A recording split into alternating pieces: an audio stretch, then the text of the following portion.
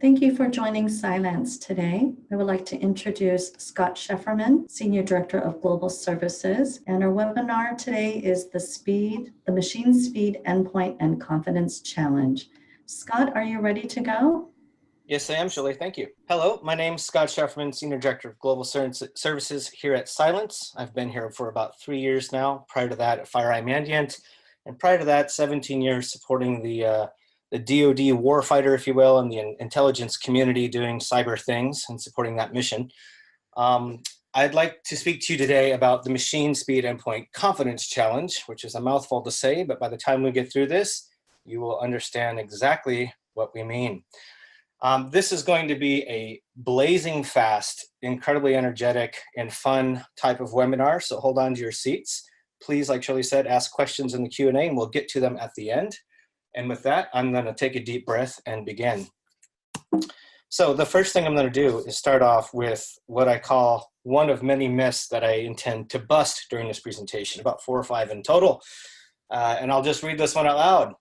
And I actually read this the other day, and I've heard it 100 times in my career, but Brian Krebs, dear Brian Krebs, whom we all love, after the Marriott breach, put out an amazing piece. And in that piece were words to this effect. And I read those, and it hit me like a rock that, you know, maybe we need to turn this upside down on its head if we're actually going to do things differently and get better.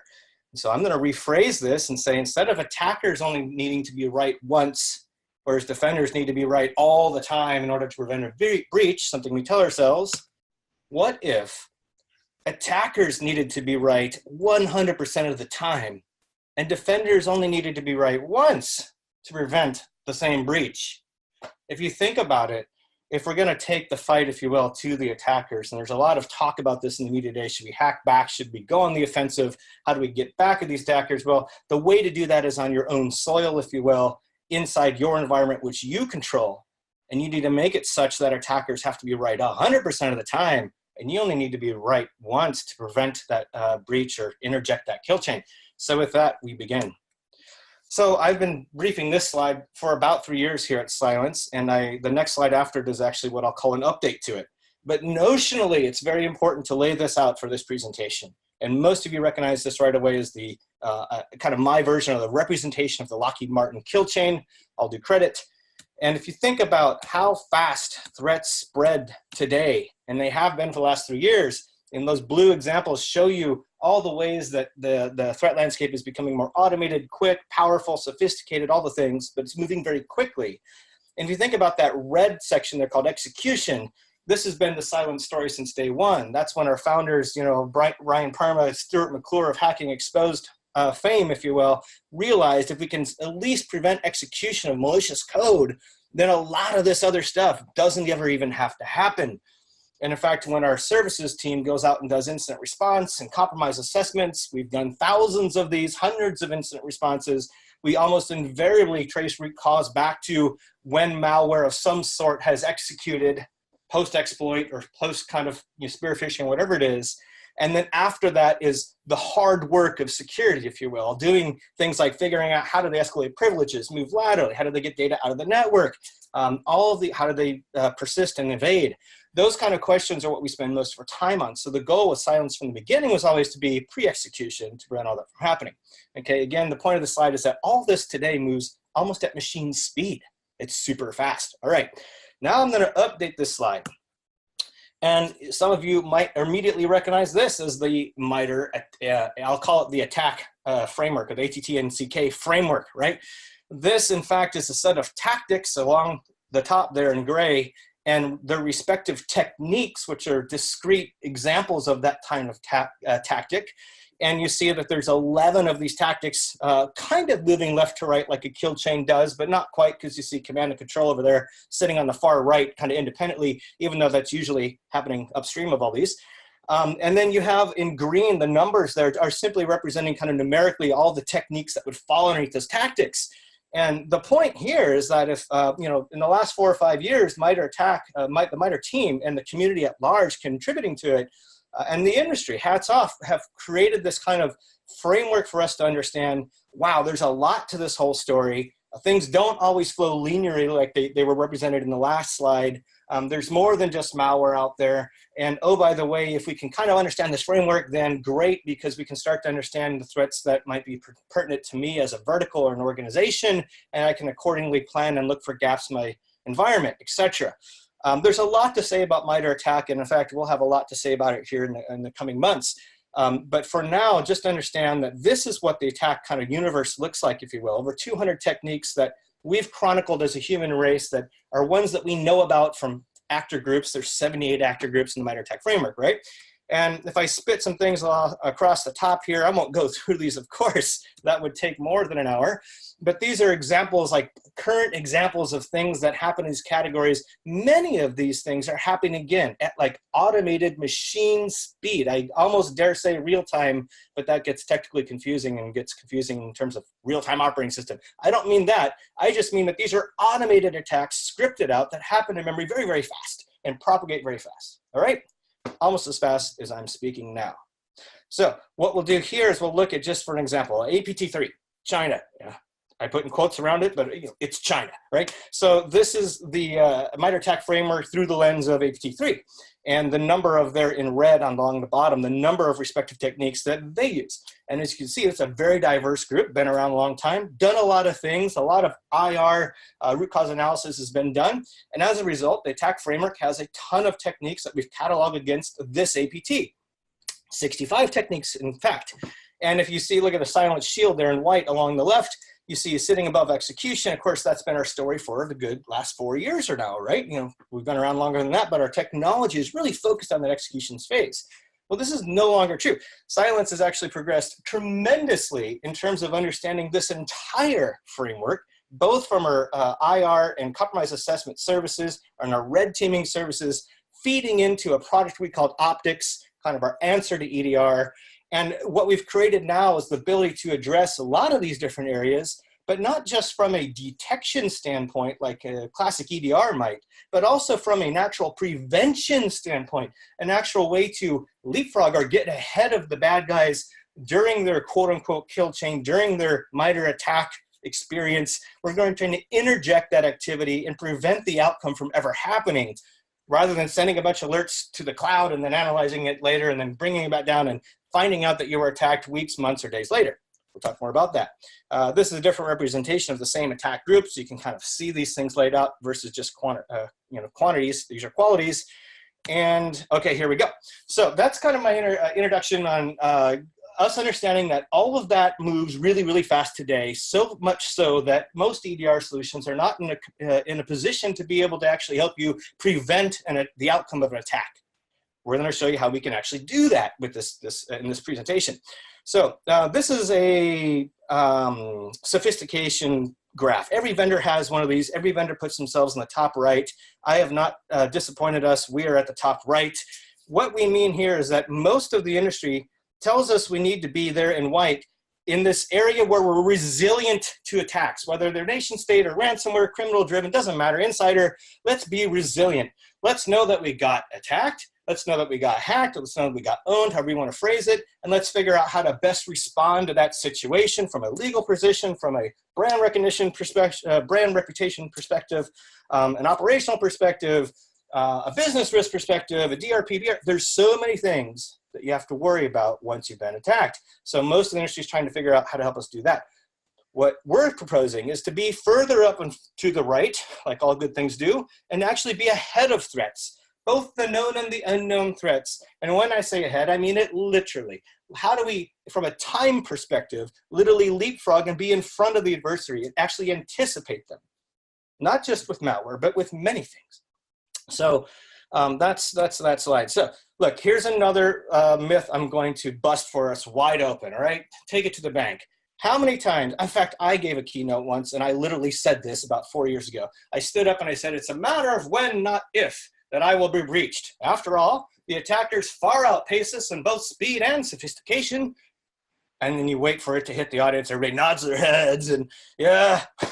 Okay, let's turn that around. It's only a matter of when, not if. If you as the defender don't control the when the thing happens. We are living in an era in 2019, and we've been living in it for 3 years now, where via AI, we have this thing called prediction, and we have machine speed, and we have automation. And these things put together allow us to actually control the when of when something happens. It's literally what we call here at Cylance our predictive advantage over the adversary. And we're going to dive into that just to set the stage, and then we're going to dive into the rest of that the MITRE attack framework as a perspective. So I'm going to very, very quickly normalize the fact that we are in an age, because most people still don't quite understand, where predictive AI actually does its thing in such a high confidence, reliable manner that we're willing to stake our lives on it. And I'm going to fly through this, and you can reference these later because they're cool examples. But me being with my military background, I became aware of this retired Air Force Colonel Gene Lee back in 2016 even. That's almost 2-3 years ago now, right? Known as the best dogfighter pilot out there, and also helps build and train dogfighting practice systems, AI systems, right? He's never been beaten before 2016. But in 2016, something happened, a mini singularity, if you will.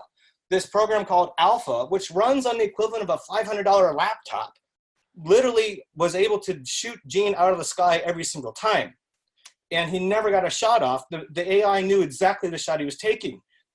From this moment forward, machines will always be better than humans at this thing we call dogfighting.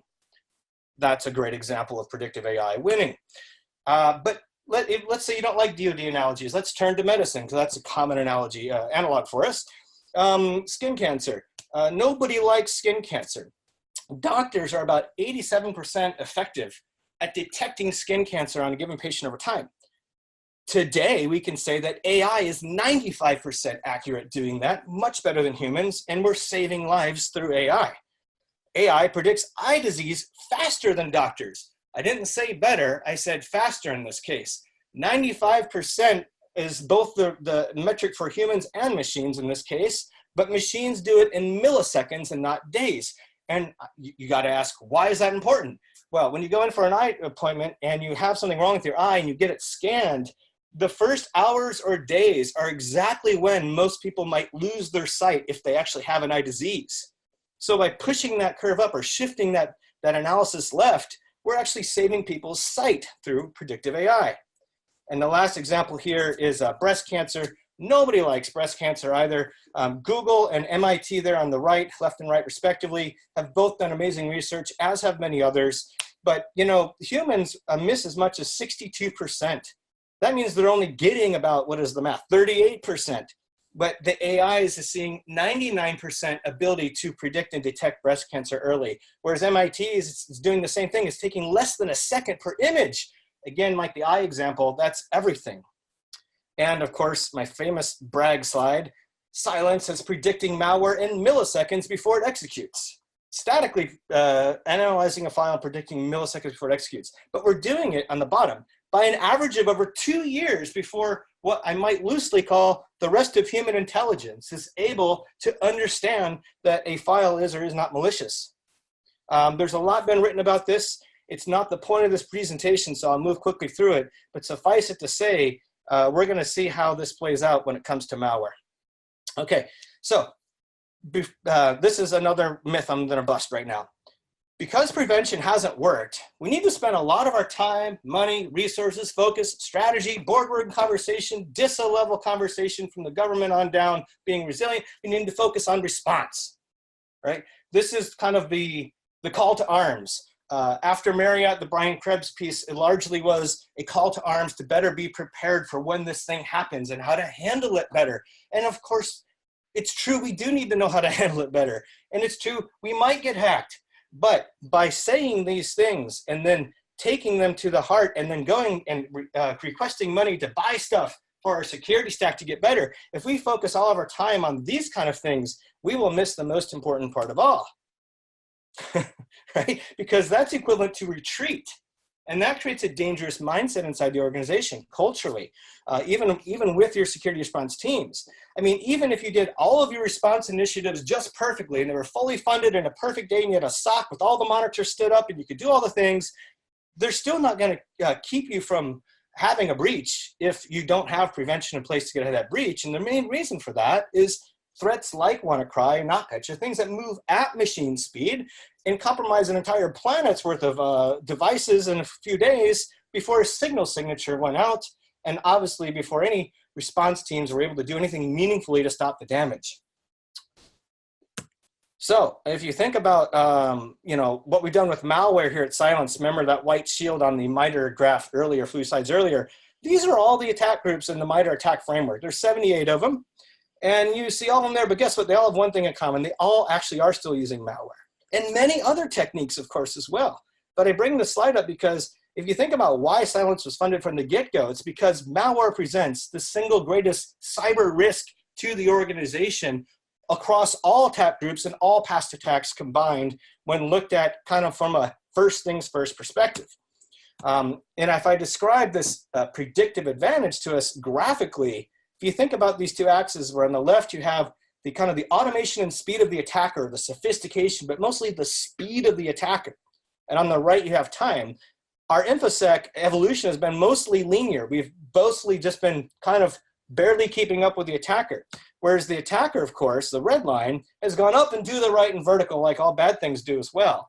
And they have things like speed to compromise versus speed to detection. They have better stealth, persistence, automation, scale. Now they're starting to use some machine learning and research. That'll find its way into malware. We all know this. It's a matter of time. So what we see here is that that gap of time advantage is actually the risk gap presented to the organization. It defines what your risk curve actually looks like in reality. And in fact, what did Cylance do? Well, about the time we got founded, we said, can we predict the most important part of that entire MITRE framework called execution? Can we predict malware sufficiently well to a high enough degree of efficacy and confidence and low false positives such that we can actually put time itself back to our advantage? In fact, we did, and that's what we call predictive advantage, represented by the distance between green over red. That's just kind of how we're evolving as a human race with AI right now. Okay, so prediction allows for pre-zero-day prevention. And when I first came on board Cylance, I didn't understand what we meant by prevention, so I did some of my own research, and I looked at all these kind of campaigns at the time, big ones up there like NotPetya, QuackBot, and WannaCry in particular, Shamoon, all these are big. And I back-tested those against the oldest models we have from October 15, 2015. And what I found at the time I did this research is if you looked at when the rest of the industry and human race and when these campaigns actually began, and when we all kind of collectively realized, oh boy, WannaCry is happening, whatever that was on May of 2017, right? When we saw those dates and we went back and then back-tested our model against those same hashes, we found that we were an average of these number of months in front of those campaigns. Third-party tests by SE Labs found us to be an average of 2 years in front of most campaigns, right? Of all the malware that they chose to test. So this is our predictive advantage, right? And I use the word advantage not lightly, and this plays into where we're going with this presentation, right? By advantage, it's really an advantage over the bad guys, right? So before the bad guy even conceives of their campaign or kind of the campaign comes into inception, maybe I'm a ransomware guy, I got to set up my payment schema. I got to know what cryptocurrency I'm going to use, my C2 infrastructure. I got to go to the deep dark web to do all my malware rolling, if you will, to get ready for a campaign. And I got to set all this up and go. Well, way before any of that happens, our model is actually predicting whatever malware they end up using in their campaign and preventing it from executing. Similarly, and I'm going through this quickly on purpose, there's this thing called the malware economy. And how do we defeat an economy? Well, you can attack it with demand, the supply, or the exchange. Well, we're not going to affect the demand because the criminals will make you too much money. The exchange is the deep dark web, and it's up and down, and you bring one up and another one pops up in the vacuum. So what have we done? Instead, we decided to decimate the entire supply of malware for the next 2 years to come. That's what we mean by advantage when we say predictive advantage. Lastly here, well, one more example after this. So this is what the 4-year-old's room looks like. Not my 4-year-old, but before they start playing in it, otherwise known as pre-execution. This is what happens, what you call after execution, or detonation in this case. Two or three friends come over and it's a mess. This is what your environment looks like after execution 9 times out of the time, out of 10s, right? So this visual tells you why prevention is so important. Lastly, because of things like WannaCry, we often in this industry talk about this thing called patient zero. And we notionally realize that way signatures are created is when somebody gets attacked, for the first person in the wild on a new campaign gets attacked, they send their malware into their antivirus vendor, they reverse it, they come out with a signature, and they say, okay, they push it out to all their customers around the world, and now everybody benefits from the pain of patient zero because they now have a signature protecting them. But with WannaCry, it was way too late. Even though they were quick to get a signature out in 2-3 days, most of the legacy antivirus people, by that time, the map looked like it did down there in the blue, and the victims looked down there in the bottom left, and it had spread across the entire planet. So in a post-WannaCry world, post-NotPetya world, post-Emotet world that we're living in now, there's no time for relying on patient zero to tell us what we need to know. Again, that's the advantage when we say predictive advantage. Now, what's the benefit from the defender standpoint? If you think about the kill chain there along the bottom, the same one that I started with at the first slide, the notional one, that moves notionally left to right, you see that execution is there at the laptop. And that represents in red probably the biggest choke point that we've been talking about. If you can stop it there, then the rest of a lot of bad stuff doesn't happen. In fact, if you do this notionally, the amount of red lines between those two arrows represents the amount of hard work that happens with most security teams. Also, the amount of business risk you take on if you allow something to execute. Execution is really the point where you no longer control your whole stack of your endpoint. From the beginning of cybersecurity, back in the 90s and 2000s, and before that, when you lose control of your stack, you've lost control of the security problem. This is why we try to focus on execution.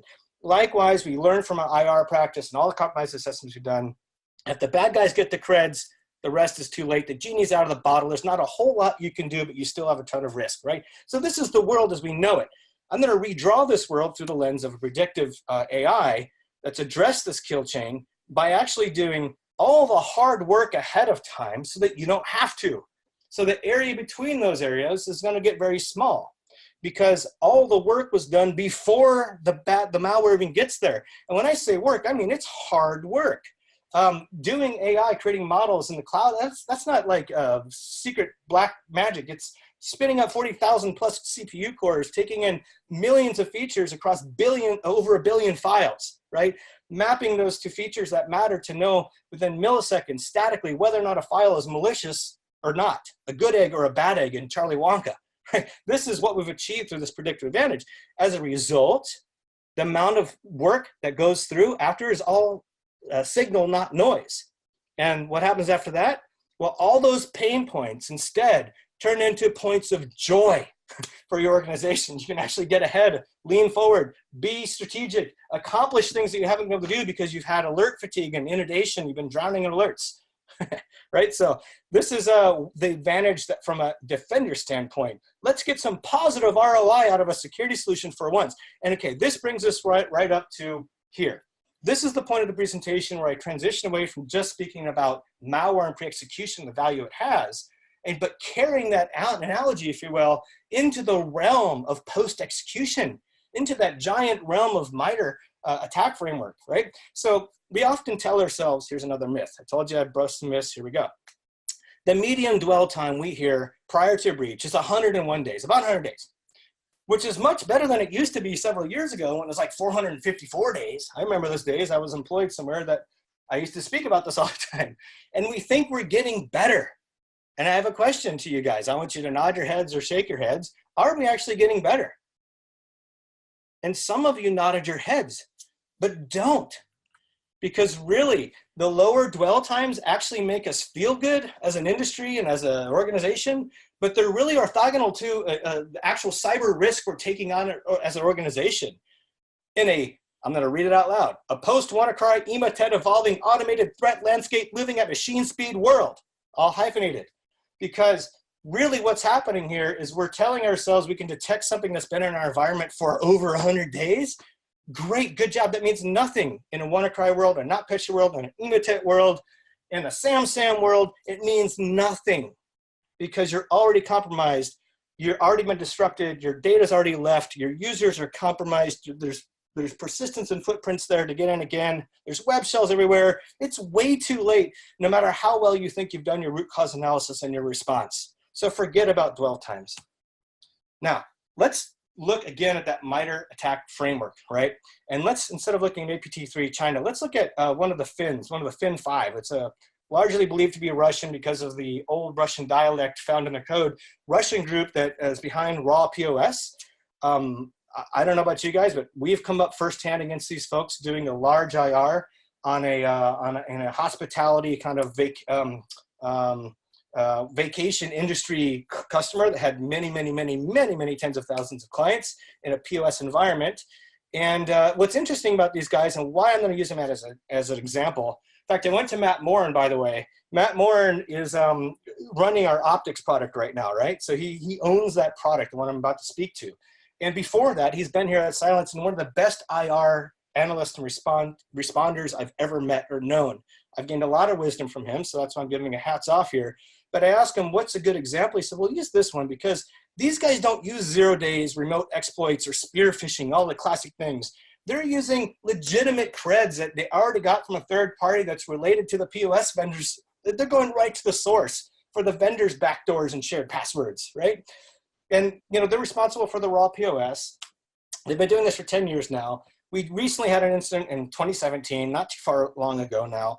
And if you look at the MITRE attack framework, it covers some, but not all of the group's TTPs because very few IRs actually get written up after the fact and get turned into an expose by the vendor. Very few, probably less than 0.5%.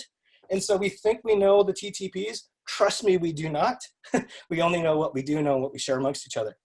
So let's dive in, right? So MITRE attack has this kind of software they use. Notice most of these software, this software is kind of living off the land, whitelisted kind of software, right? Or third-party legit. Their techniques, there's not a whole lot of them that MITRE attack lists, but they are relevant because we won't go over the slide, I have another slide for it, but read there on the bottom. Too long, didn't read. They use stolen creds, they brute force creds, and they use a lot of living off the land or whitelisted tools, and that's kind of the hallmark of this threat actor. Back to my version of the slide, they use about 10 techniques total across all the tactics, and I'll just build this out for the sake of time, and because I know you're not going to read all these things. 3 of the tactics categories MITRE doesn't cover, the ones in blue, but the ones in red they do cover. Things like execution, their initial access through passwords, etc. Right? So you see that compared to APT3 that's all over this board and populates almost every bucket, FIN5 is very focused in how they operate. We like to think that they're more predictable, right? Okay, so this is the lay of the land. Now, here's a myth. My SOC team is drowning in alerts. There's just too many attacks and there's no way to triage all of them. Obviously, I just realized I spelled there wrong.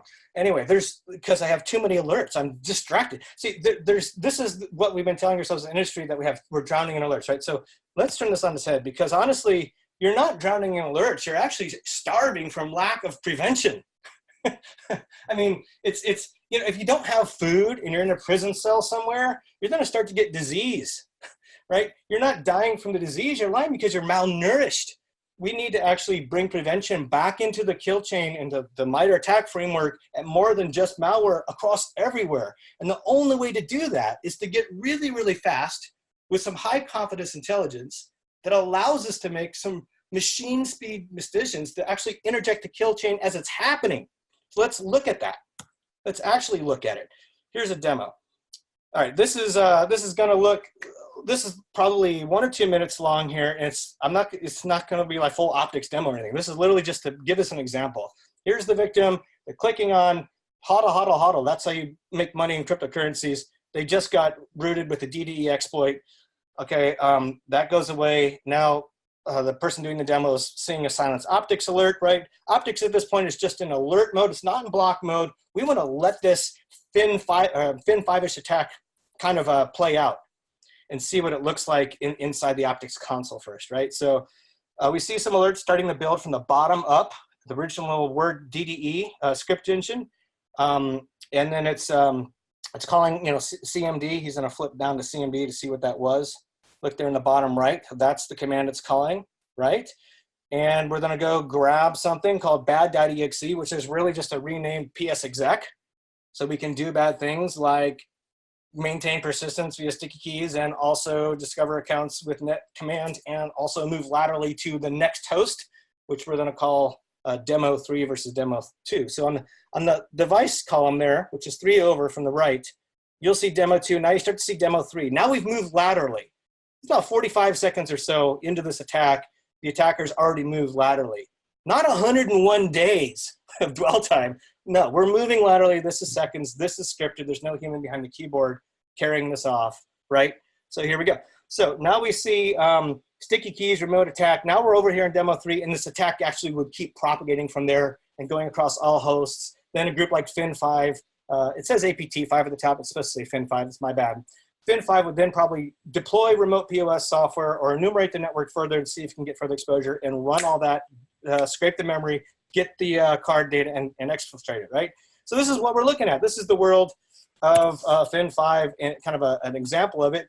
Whoops, I didn't mean to do that. So here we go. So taking a screenshot out of the optics console, working from the bottom up, this is what we, what's behind the scenes, what you couldn't actually get to see executed, right? Starting with the DDE, spinning up a command shell to do all the things, using assert util to decode and obfuscate something called bad DXE, which ends up being PS exec. We move laterally, we bring in PowerShell, and we're off and running to the next host, and so on and so forth, right? That's just an idea of all the badness that later on during root cause analysis and IR engagements you have to figure out. It's not easy. Now we're going back into optics, and now instead of just detecting, we're going to start doing what we call active prevention, right? So the first arrow on the left, we're actually going to enable blocking, and what the time of response we're going to take actually is with that rule is going to be terminating the process tree. And we could suspend the process or just notify, protect, or log off a user. A lot of cool things you could do automated inside of optics. It's an amazing platform, not the point of the conversation, however. What we're doing here is just terminating the process tree, the checkbox. And so now we'll continue the demo. Now we're going to play the same exact attack out, but instead of letting DDE do its thing, the DDE vector do its thing, we're going to nip it at the bud, all right? And we go here, and I think I just click on it. That's not working. Let's go here. Here we go. All right, so we launched the same Word doc, and we hodl to make all the money, which we never made. And there's the optics alert coming in, and we're just gonna wait for a moment for that JPEG file that's masqueraded PS exec. No, it doesn't happen, right? So now we're refreshing the console, and we see one new status event, which is the one at the very top, the Office DDE. We click on that, we look at command-exe, and in green there, in silent screen, we see successfully terminated process number 4816. That's us literally saying, that's DED calling a Word doc, that's doing weird stuff on the inner tubes. We don't like it, let's kill it.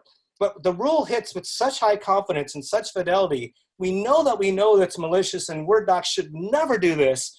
We don't have to worry about false positives. So we're actually gonna kill the process tree, which kills everything that might and could have happened afterwards, right? Again, at machine speed. Now, is this pre-execution prevention? No. Is this post-execution prevention? Yes, it's still prevention. It's still leapfrogging the attacker. It's still killing a kill chain early on. And if you think about it, there's any one of these alerts, optics has the capability to kill child processes, suspend processes, log off a user, do anything you need to do to kill the kill chain. This was just a single example. So we screenshot here. We kind of retro look at this, what actually just happened in front of us, right? From the DDE one on the bottom, between there and moving laterally, when you see on the far right, it goes from demo 2 to demo 3, that's the box. It jumps, it actually moved laterally. It took 45 seconds, like we said. That's not a whole lot of time for a traditional EDR solution or analyst or SOC or SIM environment, what have you, to send stuff up to the cloud, enrich it, bring in third-party intelligence feeds, correlate it, do all the crazy stuff you might be able to do in the cloud, whatever you're doing up there and pivoting and hunting proactively. No, that's not proactive, that's still reactive. To be proactive, you actually have to take an action. You gotta do it fast. You gotta do it faster than the bad guys are doing it, which is really, really fast. So this is without the cloud. I'll say it again, I don't know how to say it better. This is without a tether to the cloud, a reliance upon cloud intelligence, a reliance upon the rest of the stack that you've been building the last 2 years. This is happening locally on the endpoint at machine speed. And that's really the point of what I'm going to show. And this is but one of, I don't know, thousands of examples of ways that you can interject a kill chain autonomously at machine speed. If you really want to dive into it, I don't know if I'll have time here. Let me just quickly look at the time. Yeah, so I might have enough time. So let's look at this. All right, so what did we just see, right? So Fin5 at the top bullet there, it took 45 seconds, like we said, to propagate. That's pretty quick. Now, there's another demo towards the end of this, if I have time, that shows it like happening like immediately, and we still get in front of it. It's crazy. The second bullet, by killing the process trees associated with the first word DDE attack vector, the following techniques never even take place.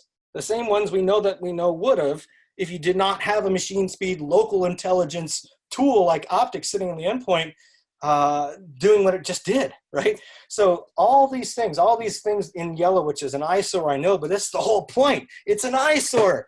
Do you really want to look through all this and pivot and hunt and figure out which one's a false positive because it's a VBS script or a PS exec or a PowerShell in your environment when you use PowerShell? Do you really want to have all that pain? Because the next thing that happens after all that is the last thing. Fin5 would load up raw POS, scrape the memory, the data's gone. And now you have a whole nother world of pain. It's a lot more painful to go through a breach than it is not to, even though it's hard doing prevention a lot of times. It's hard patching for things like, I don't know, MSO17 before WannaCry, even though we had a month to patch before WannaCry hit or more. It's hard doing these as an organization, but it's much easier doing that than it is to get breached. Prevention is always easier than after the breach. Trust and ask anybody who's lived through one of any kind of significance. All right, so we're gonna shift a little bit to what I might call forward-leaning takeaways, right? I said it, I kind of hinted in the last slide, local AI.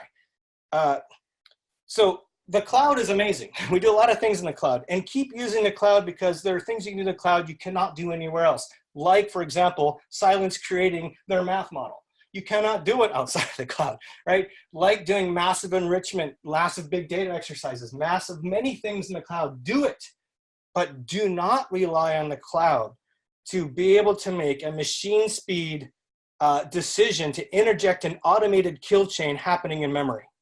Don't rely on the cloud for that. If you're going to do that, you're going to find a way to do some machine learning model creation in the cloud, shrink it down via algorithmic science, and push it down to the endpoint with some machine learning, like Cylance might be doing, right?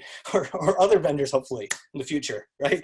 And then now you can make a machine speed decision. But the point of this is, whether you're online or offline, your devices, this, like we just saw in that demo, just works. And I can't emphasize that enough because there's a lot of ways to attack a device that's offline and online, offline, offline, or one that even lives permanently offline. Okay, so the next one, flexible and adaptive automated playbooks.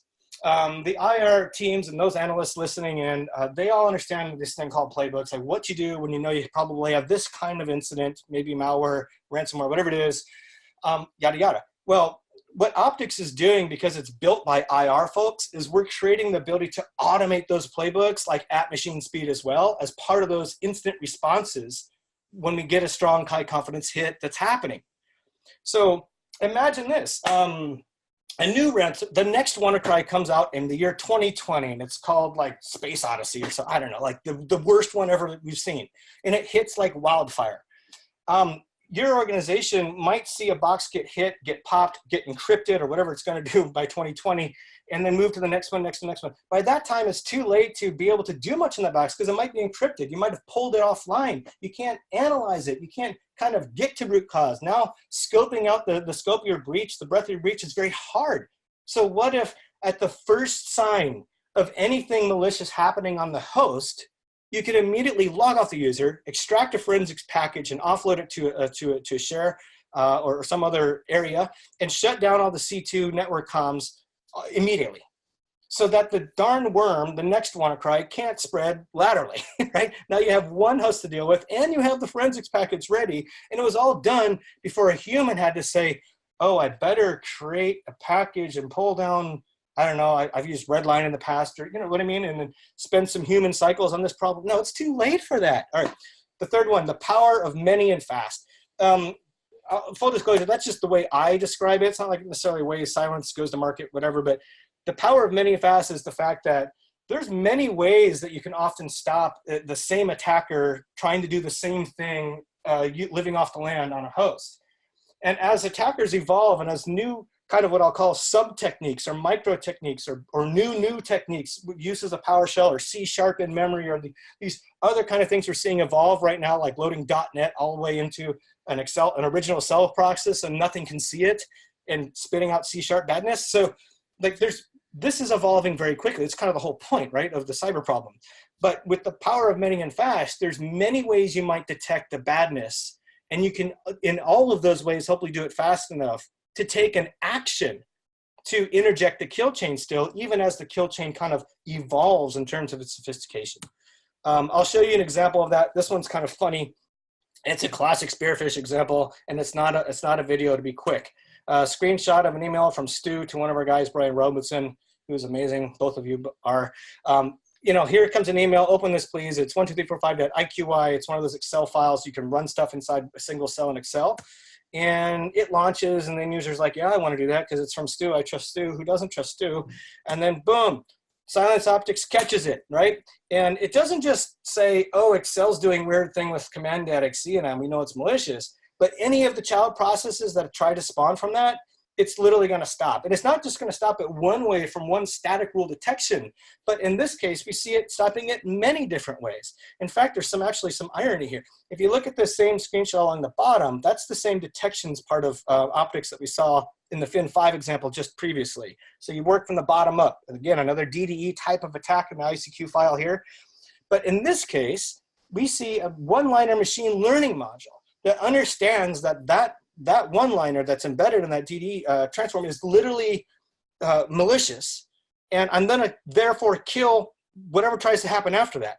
But because I've printed it to screen, the next rule just above it called PowerShell download and file as PowerShell malware, those kind of high confidence detection rules, all mapped back to MITRE, by the way, those also say, oh, I got to go kill that process. But you know what the funny part is? They go to kill it, and it's not even there. It's already been killed by the first rule that detected it down below. This is what I might call the power of many and fast. And it's a lot more necessary than we imagine it to be notionally in the real world as time goes on. It will continue to play out. It's almost a whole nother webinar just to talk about that. So what does the future kind of look like here at Cylance and probably the rest of industry out of necessity? There's probably a lot of different ways we can apply maths to this problem, like we just saw in the last example. Everything from PowerShell exploits, we saw memory-based attacks that we're already doing in Protect, privilege escalation, other type of living off the land attacks, compromised user accounts. Our consulting team has been doing this for a long time now, where they go into a large environment and they use machine learning to crunch a bunch of big data to say, look, these are the accounts most likely to be compromised with a fairly high degree of confidence. Let's start there right now across 100,000 hosts. Ironically, in that environment, we see that the more hosts there are, the better that AI even worked.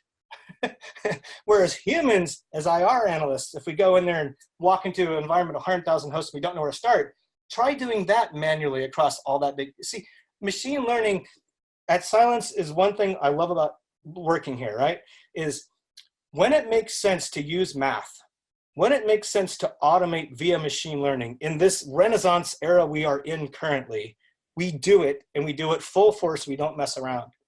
And when it doesn't, and when a human still has the advantage, and when an analyst still needs to make a decision because business is happening, we allow it. And so all we're doing is trying to let the human make the decisions we know they still need to make, but better, with more confidence, and faster. This is where we're all headed, and it's out of necessity. This is not marketing. This is the threat landscape versus the good guys, all right? So let me check the time one more time. Okay, good. I'm going to spend just the last bit of this presentation kind of tantalizing some cool stuff, right? So speaking of Matt Moore, and he and I often have this conversation about the 3 C's of confidence, and this is not our invention. This is, you've probably had this conversation too. To have confidence, you need to have a degree of insight into the content, conduct, or context, or a combination of those 3 things, right? Content, what something is. Conduct, what it does. Context, obviously we know what that is as humans. In cybersecurity and the hacking community, we've always known as analysts that context is everything. We've said that for 10 years now plus, right? So if you look at this deck of cards, how many cards are there? Well, you've either said 5 or 6, or hopefully not 4 because you need glasses. So there's probably 5 cards or 6 cards here, but you don't really know because you don't have the full context. You don't know if that top card, if you will, that's blank is a card or should be called one or not. You don't know if this is Vegas, or you don't know if this is playing some silly game with your 4-year-old, in which case you would definitely probably call that a card, right? I don't know. So context is everything, right? A photo is worth 1,000 words. Let's think about content. Well, you got a ball and a bat, right? Conduct, that's the batter. She's trying to hit the ball. Context here. If this was a football field and somebody threw a small yellow ball at me and I happen to be holding a stick, would I try to hit the ball? Probably not, because I'm on a football field and not a baseball field. Context, again, is everything. All right, so now bringing it back to cybersecurity, we actually just kind of covered this, but like we said earlier, context is kind of the holy grail of understanding what's happened in an attack. But the whole point of this is when you have a sufficient combination of these things, you start to gain the most important word when it comes to intelligence there is, confidence. Trust me, after 17 years supporting the warfighter, intelligence means nothing to the degree I don't have confidence in it. We talked about this word intelligence. I'm going to turn it upside down here in the last few minutes. If you think about 2013, when you went to RSA, I think this was like printed everywhere, and it was like evidence-based knowledge on the left there, including context, right? At least they got that in there. Mechanisms, indicators, implications, IOCs, human intelligence. I'm going to add to this. Attribution, also all the static and kind of quick expiry static IOCs we've been working on, right? All of that to inform decisions regarding the subject's response to that menace. Okay, let's peer into the future. 7 years on, going into the year after next, 2020, here we go. Intelligence should be comprised of context, conduct, and context, right? Of an existing or emerging threat that can be used to confidently anticipate and then trigger autonomous actions to defeat that menace or hazard at machine speed in its tracks as the attack is happening, in real time, if you will. This is where the whole industry needs to go out of necessity, not serendipity. So if you think about how do I start measuring this in the future, I guarantee you in 5 years from now, and hopefully way sooner than that, the industry will start to ask questions from its vendors and from its stack and from not just in cybersecurity, everywhere in business, even advertising.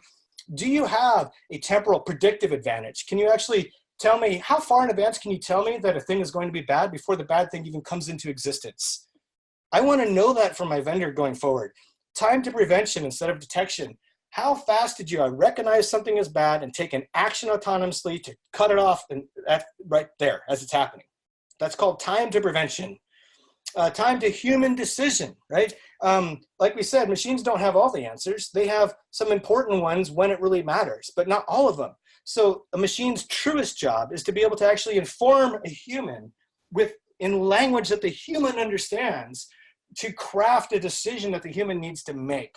Right? So how fast can you do that in a way that translates to a human will become the question of the hour for AI machine learning solutions going forward. Lastly, time to autonomous action. It's much like time to prevention, but time to prevention would include machine and humans, whereas time to autonomous action, this is going to start coming down to a microsecond universe. In that last example I showed you, if you looked at the timestamps, if you happen to notice those, they were all happening in the same second marker. But more importantly, they're all happening in the same set of tens of milliseconds. And that is the microsecond, millisecond universe that we're actually headed into when it comes to what we now call things like EDR or endpoint protection. No, it's got to come down to this. So with that, I'd like to kind of go over to the questions, answers, make the point one last time for all of us that the point of this presentation, and what I hope you walk away with more than anything else, is A, bust all those myths that we went over. Stop telling yourself it's a matter of when, not if. Stop telling yourself that you're drowning in alerts when really you're starving from prevention. Stop retreating in terms of how you spend money and how you prioritize your spend. Spend your first dollar on prevention like we do everywhere else in life, whether it's taking care of our vehicles or our loved ones. Start with prevention because it's the most important thing you can do to prevent the bad day that happens to companies that don't properly patch, get two-factor going across all their apps, and understand how to prevent the endpoint activities from happening. So please walk away with that and realize that where we're headed as an industry, human race, and as a cyber problem is into the realm of machine speed, high confidence, automated decisions. And it's whether we like it or not. So I'll open it up with questions. Hi, Scott. Thank you. I do have a question that came in is you had mentioned an area on the playbooks to help address the issues with Cylance solutions. Does Cylance provide these playbooks or help us develop customized ones for our environment? Oh, yeah. So on the playbooks, yeah, that's a great question. And the answer is a really, really big fat absolutely yes. We love doing that. Our IR team, that group of consultants, when we do like an IR retainer, we often do things like do IR readiness assessments, playbooks, table topping, SIM automation, Splunk integration, Splunk rule. I mean, there's not a thing that we don't do in that regard, but just know that the broader answer is absolutely. Our entire mission here at Cylance is to support the broader mission. So on the consulting side of which I'm a senior director, that's been where I've been here at Cylance for 3 years. On this side of the business, our mission is to support the broader mission, which means we're not trying to get repeat IRs out of you. We're trying to help you get better, lean forward, and actually get into a state of perpetual or continuous prevention, where you know that your endpoints and your policies and your broader organization, your people, even your talent, are best positioned to prevent attacks. It's the most important thing for even our red teaming efforts point back to how do I get into a state of prevention when we do our reporting and outbriefs. Are there any other questions here? Let's see. That's all I have that's come in. Well, you know what, Shirley, I just wanted to say thank you. I love doing these webinars. It's always an honor. For the people that spent an hour with us today, thank you very, very much. I hope this is both inspiring and at least thought-provoking, so you can go back and look at how you're using things like the MITRE attack framework and assess it through the lens of prevention. And don't get caught up, I'm going to say a forward-leaning statement and take a risk in doing so. But when you see vendors, and whether it's us or anybody else, start to come out and say, we have full coverage of the MITRE attack matrix, when you start seeing third-party testing of MITRE attack type of coverage, just make sure that you realize to take it with a grain of salt. And there's a lot of reasons for that. You need to talk through, if MITRE attack does one thing, it should enable conversations like the one we just had, if you will, in this presentation, where you can start to assess, where do I have gaps and what do I best need to do to make sure I have the right technologies for those gaps across the areas I'm most likely to have to be attacked on or within. So that's just my calling out to how we use MITRE attack. Use it for the sake of conversation and dialogue and assessment, but not like vendor marketing. We have full coverage, 80%, 90%, whatever the percentage is coverage. Because honestly, there's no such thing as coverage of MITRE attack. And that's probably going to be another webinar that you'll see me do here shortly. Thank you, Scott, so much. I appreciate it. And thank you all for joining us. Just a reminder, we have additional webinars that are either live or on demand at cylance.com/webinars. And just to invite you in advance, we have our next webinar on January 16th, which is Cylance Predictions for 2019. Thank you all. Have a great day. Thank you, Scott. You too, Shirley. Cheers.